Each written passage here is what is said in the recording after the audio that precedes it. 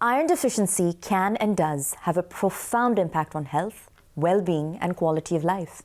And if studies are to be believed, iron deficiency in India affects nearly 50% of women of reproductive age, often impacting pregnancy outcomes and maternal health. In advance of Iron Deficiency Awareness Day, observed on November 26th of every year, we're joined in studio by a distinguished panel of domain experts to shine a light on this growing global health concern. With that, I welcome you to our special feature, For Her, With Her. An initiative by Alembic CSR presents Decoding Iron Deficiency in association with the Federation of Obstetric and Gynaecological Societies of India, or FOGSI. Please allow me to introduce our guests. We have with us the former president of FOGSI and ISAR, Dr. Jaideep Malhotra, the treasurer of the International Federation of Fertility Societies and the former president of FOGSI, Dr. Rishma Pai, the former president of FOGSI and division director at FIGO, Dr. Hema Divakar, joint treasurer-elect of FOGSI and senior vice president AMOGS, Dr. Ameya Purandare, consultant obstetrician and gynecologist, Shinde's Medicare Hospital and Spandan IVF Mumbai, Dr. Veena Shinde. Well, doctors, thank you so much for taking the time to speak with us. And for sake of some context setting, Dr. Jaideep, I'd love to kick off the conversation with you. So if you could, for my understanding and for the benefit of our viewers, explain iron deficiency anemia in layman language, including how it can impact the body and the primary underlying causes. See what happens, Pooja, that our body is made of millions of cells. Now, they have different functions in different parts of the body. And every cell has to function, needs some energy, and that energy comes with some micronutrients and oxygen. So the body supplies oxygen to all these cells through blood stream. Right. In the bloodstream, there are red blood cells. And those red blood cells have, two components like we call normally a hemoglobin. So heme and globin. So that heme part needs iron. And unless and until we have adequate iron in our body, these red blood cells are not going to be able to function well because they need to maintain a shape. Their functioning is very, very important. And plus the immunological and the other metabolic factors which really play the role in the functioning, that's not going to happen. So the red blood cells without iron, like iron is a very critical micronutrient component of our blood. Sure. So if the blood is not there with this iron content, the red blood cells will go down. Once the red blood cells go down, then the functioning of all the cells is going to get compromised. So that's something really very, very important for us to understand. Those symptoms how can a person feel, that they are having anemia, which basically is because of this iron deficiency. They'll feel, shortness of breath. Women feel tired all the time, very lethargic. Sure. They can't get up and, do some work, or the mindset is that sometimes there are a lot of headaches, dizziness is there. And if it gets really prolonged, now palpitations can happen because the heart starts beating very, very fast. And later on, long term, the nails get brittle, there is hair loss. Right. So there are a lot of things which can actually, which tell us or guide us that, okay, there's something wrong with your body, and this is maybe because of the iron deficiency which is there. Now, as we look at the causes, there are like 4 important things which we have to understand. One is that you're not really taking enough, which is probably like, the diet is deficient, you're not eating the right kind of food which are having iron, because a lot of us are only eating carbohydrates and, predominantly. Absolutely. Or the body is not really absorbing as much. So some people have like, some gastric or stomach disorders where the absorption is not happening. Or you're losing a lot of blood, like heavy menstrual bleeding is there, sometimes bleeding piles is there. Right. Or there are certain other diseases which, could be. Or the other thing could be that the demand is more than what you're actually having. So those can be the primary causes for iron deficiency anemia. All right, so building on that, I want to pose my next question to you now, Dr. Hema. How common is iron deficiency anemia, and what are the patient groups that are ultimately most at risk? Pooja, you may be surprised to know that 1.2 billion are iron deficient across the globe. Wow. And when you come to the low middle income countries such as India, most of the burden is borne by countries like ours, and our latest statistics shows that 50%, that means every other person that you see in the population has anemia. So we are not talking about some niche subject, it's very, very, very common. And when you said the vulnerable groups, they are largely the women and children and the pregnant women, because the demand is more and whatever she's normally eating will make her insufficient, and then, she is vulnerable. The same way, the girls and women again belong to a special category, because when the girls start menstruating, the heavy menstrual bleed and iron deficiency anemia have to be seen as two sides of the coin, because if one is not fixed, the other will always remain. Our journey towards what we call the dream of every one of us is to march towards Anemia Mukta Bharat or Anemia Free India, and that's why we're all here discussing so many things. Well, thank you for sharing that, Dr. Hema. And that obviously very naturally is a nice segue into my next question, which is to you, Dr. Pai. What are the treatment options available, and how long do they take to even kick in? Right. So, most people say, oh, you have anemia, have a good nutritious diet, and that's true. So really, nutrient which are helping to build up the hemoglobin. So iron-rich foods, all your green vegetables and, pulses and meat. So a whole lot of foods which are good for you. But that will take a long time to actually build up your hemoglobin in a severely anemic patient. Are we talking weeks, months? Yeah, so typically any kind of supplementation that you give the patient will take about at least 2 weeks to begin to show the benefits. So 2 to 4 weeks later, you'll see at least a 1 gram per deciliter increase in the hemoglobin. So typically we suggest, or we start with oral iron in most patients, if we have time to build up, if it's not very, very severe iron deficiency anemia. So we start with oral iron, and for oral iron, there are many different types of molecules. There's ferrous fumarate, there's ferrous sulfate, there's ferrous ascorbate, many different types of oral irons, so that you can choose whichever one suits you better. But the important thing in the oral iron is some people don't tolerate it very well. They get a lot of acidity, they get constipation, bloating, and stomach discomfort, basically, right. Dark color stools, etc. And they don't take it very well. And because of that, the hemoglobin doesn't come up. And in so this kind of group of patients, or for example, a woman is in her 7th, 8th month of pregnancy, and then she's anemic. We don't have time to build up the hemoglobin with oral iron. And so very often we need to give them IV iron. And today we have excellent IV iron preparations. So within 20 minutes, we can infuse the entire amount of iron that lady needs to build up her hemoglobin. So it's a faster, better, more sort of tolerable way of giving iron to these women. Well, thank you for sharing that, doctor. And building on that, I'll pose my next question to you, Dr. Anemia. Given that Iron Deficiency Awareness Day is around the corner, right, celebrated in November of each year, are there certain myths around the iron deficiency anemia that you want to take the opportunity to debunk today? Yeah. Misconceptions that are running rampant.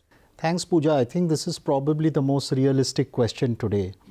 The National Iron Deficiency Program instituted by the government began 50 years back with the hope that we'll conquer anemia as a nation. Right. I'm sorry to say that we are not there even halfway, and that's the reality. Now, there are various myths with respect to iron deficiency. Let's begin with the first one, that anemia is a poor person's disease. I'm surprised to tell you that the latest National Family Health Survey tells us that no longer it's a rich versus poor disease. It's a universal disease. And that's because our nutrition is primarily responsible for iron deficiency in our population. Number two is the urban versus rural divide. Right. Again, it's across population, across stratas, across feeding habits that we are seeing iron deficiency and anemia. Why is this so? If you go into understanding this, the primary cause is that we've shifted our nutritional practices. Right. And our diets have changed. Drastically. Drastically. Yeah. We need to go back and visit those old diets because they are going to be beneficial for our functioning. As Dr. Jaideep said, it is the energy source. Yeah. Right. It ensures that the body functions all across the body, all across systems. And that's why that's one important myth. Well, Dr. Anemia, another one that I've come across is that it's limited strictly to women. So I'd love for you to weigh in from a gender point of view. Yeah. So it's not just women. Women are the most sensitive part of the society because they bear the children and the pregnancies, and that's why addressing anemia directly affects the fetus and the children. But from men also, because a lot of the diseases and the causes that we've talked about so far are affecting men as well, and therefore men are an equal component. The second important myth is that in today's generation where social media is so active, they say you don't need supplements. Just improve your diet, improve your lifestyle, have this detox smoothie, and your iron will be back to normal. And everyone has become a doctor overnight, Yes. Dr. Google. Yes, Right. but that's not the truth. As Dr. Rishma very clearly said, that you require these supplements from a medical point of view if you want to correct that deficiency. And it has to be a community-driven awareness, because anemia is related to diet, anemia is related to pregnancy, anemia is related to function, both social and professional. So it's a very important part and a national responsibility to prevent anemia. That said, I'd love your take on the lifestyle modifications or the diet modifications that can help prevent or better manage iron deficiency anemia. Pooja, today people give more importance to external appearance than to the nutritional value of food.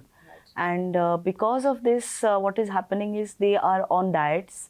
They are not taking proper diets. There's a lot of intake of tea, coffee, colas, cold drinks, and alcohol. There's lots of smoking happening. Right. And all these things affect the absorption of iron. See, when you're taking your meals, if you're having plenty of green vegetables, as Dr. Reshma said, you're having diets that are rich in iron like jaggery, nuts, dried fruits, or you're taking meat, fish, all these are very good in iron. But if you're taking it along with a tea or with alcohol, then the nutritional value goes down. Then they are vegetarians, as we have vegan diets. And in that also you must add things that are rich in iron along with vitamin C. Vitamin B12 is also important. Even the gut microflora is very important.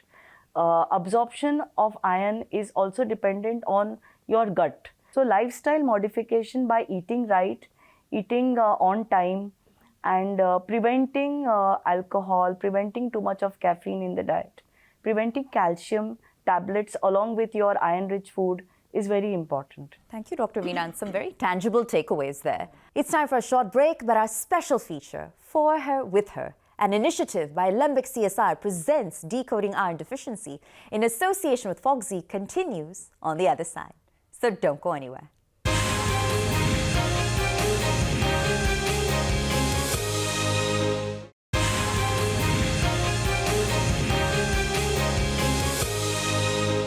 I'll come to you now, Dr. Jaideep. I believe that the impact of iron deficiency on pregnancy outcomes is perhaps poorly understood, all right, or underestimated for that matter. So how critical is that understanding for prospective parents that are considering starting a family, or even couples who are perhaps facing challenges conceiving? See, it's really important because there's a direct link between iron deficiency and fertility. As I said, the oxygenation of the whole body actually gets affected. So our reproductive organs are also part of that body. Right. So similarly, the ovaries are going to get affected. So these ovaries produce eggs, which ultimately will result into a pregnancy with the sperm. Right. So the egg formation goes down because the blood supply to the ovaries goes down. The uterus, which actually carries the pregnancy, the lining of the uterus, if the blood supply is not as good, your chances of getting pregnant, because the implantation which happens in the endometrium, that again is going to get affected.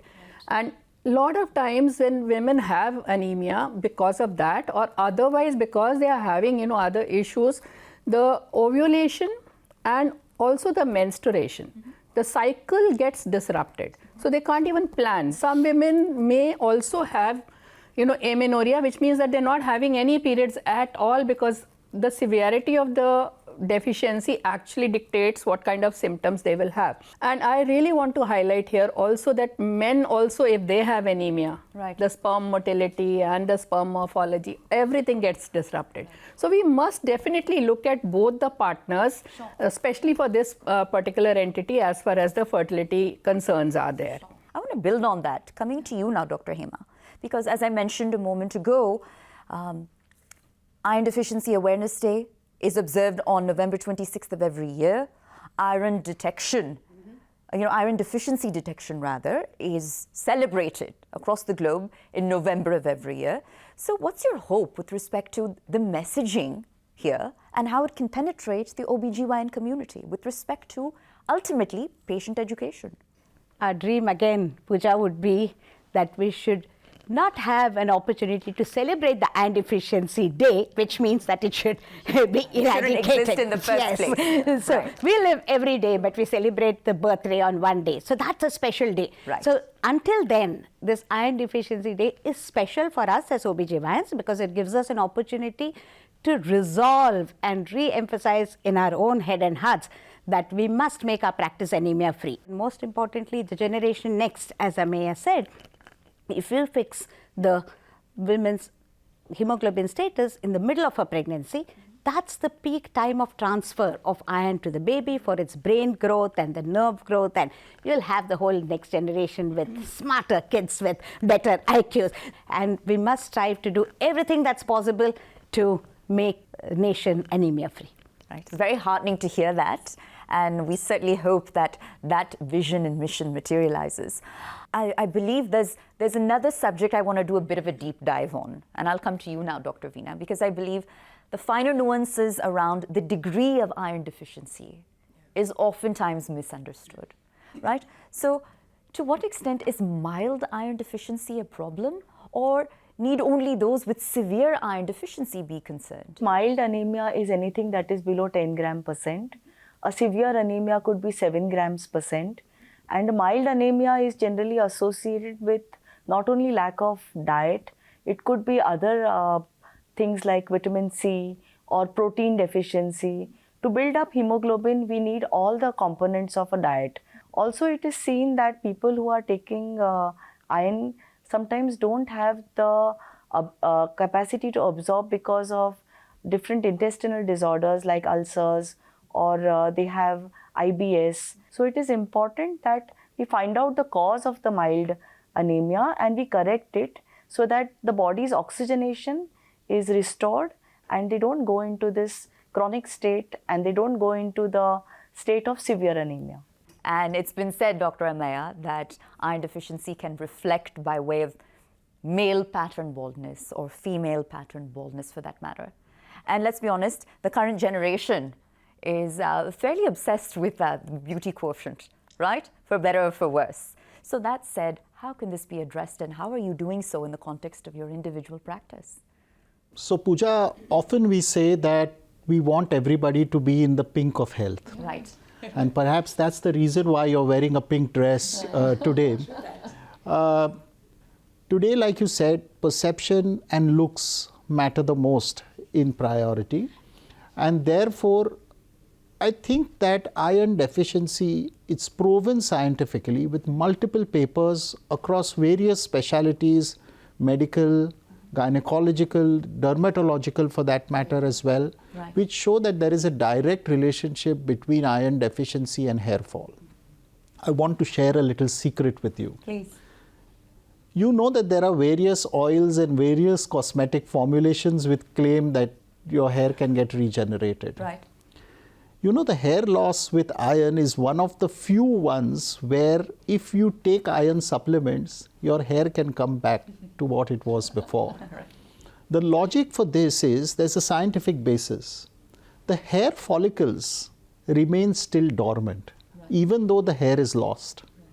And the moment you give iron, the oxygen and the nutrients reach those follicles again and they begin to regrow. So therefore, taking iron supplementation, especially in patients where there is hair loss because of iron or because of multiple micronutrients, will help in a better chance to have regrowth of hair. I believe our viewers have really made a note of that. Thank you for sharing that, Dr. Anemia. And I want to come to you, Dr. Pai. We haven't touched upon chronic anemia. Correct. So your take on the remedies or the management strategies that are most effective in that context? So the first thing is to determine what kind of anemia we are dealing with. If a patient has anemia for a long time, chronic anemia, or is it something which is associated with a chronic disease? So there are reasons, like it may not be iron deficiency anemia. It could be another problem. It could be vitamin B12 deficiency anemia, or it could be hemolytic anemia, the blood cells are getting destroyed, sickle cell anemia, thalassemia. So there are many other pathologies which cause anemia. So first make sure that it's not just, you're treating with iron and the anemia is a different type of anemia. Right. Secondly, is she losing blood faster than you're building it up? So if a girl is having very heavy menstrual bleeding, or she's infested with worms, or she has, bleeding piles, or even an ulcer in the stomach, gastric ulcers which are bleeding. So many reasons for blood loss. So you're compensating and she's continuing to lose blood. Sure. Or if the patient has anemia associated with chronic diseases. For example, in our country, tuberculosis, right. So common, cancers. All of these are associated with anemia. So we cannot have a very narrow vision, that's iron deficiency and that's it. That's very, very important. So this group of patients, you have to support them for long periods of time. Obviously, cure the problem first. So now that we've enlisted certain problems, address them, cure that. If she has tuberculosis, treat her. Whatever the problem, treat that. And then very often these people are nutritionally deficient. So long-term health, very, very important because they're already suffering from a disease. And so very, very important, at least you support them in their basic health so they're able to recover and improve their health faster. So Dr. Anemia, coming to you, 50 years ago, the government launched the National Nutritional Anemia Prevention Program, right? 50 years later, in the current day and age, how do you assess the progress?